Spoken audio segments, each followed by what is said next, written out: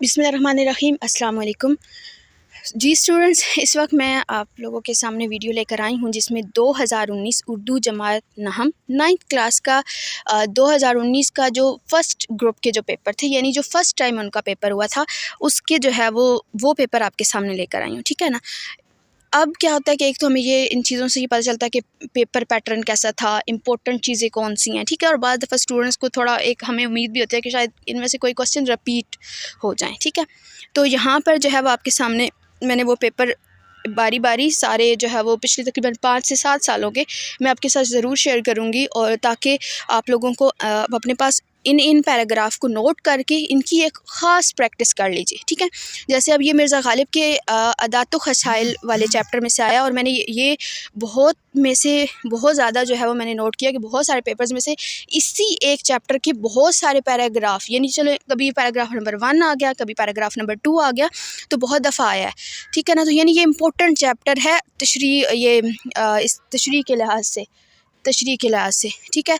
तो इसी तरह जो है वो अगर हम अगर उन स्पेशल पैराग्राफ की अच्छे से तशरीह करके हम उसकी एक दफ़ा प्रैक्टिस करेंगे, तो हमें अपने टीचर को आप चेक करवाएं। ठीक है। या अपने किसी बड़े बहन भाई को चेक कराएं, ट्यूटर को चेक कराएं, तो उससे क्या होगा कि आपकी ज़्यादा अच्छे तरीके से आप इम्तिहान में उनको अटैम्प्ट कर पाओगे।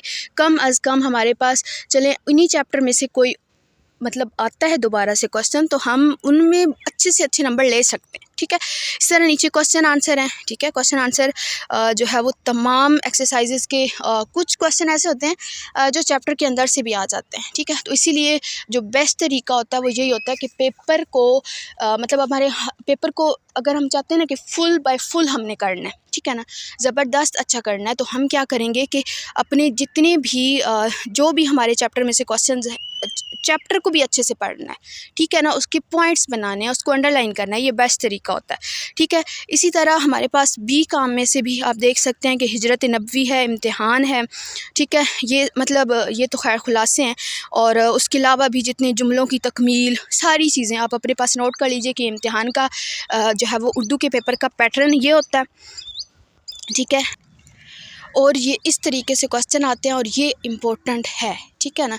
और जो है वो फिर कई दफ़ा बहुत सारे खुलासे ऐसे हैं जो रिपीट होते हैं। ठीक है।